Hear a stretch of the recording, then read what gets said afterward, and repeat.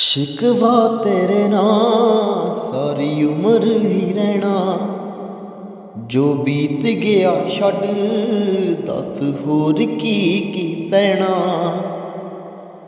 इस चेहरे तो हसे तां पहलां तू लै गया, जिस्म दे विचों कदों लैके जाना साए।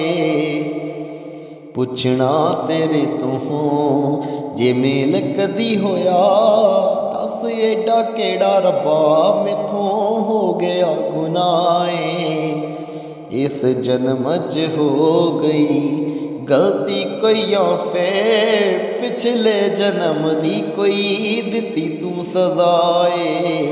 पुछना तेरे तो जे मेल कदी होया, एडा केड़ा दस रब्बा मैथों हो गया गुनाहे, हो गया गुनाहे।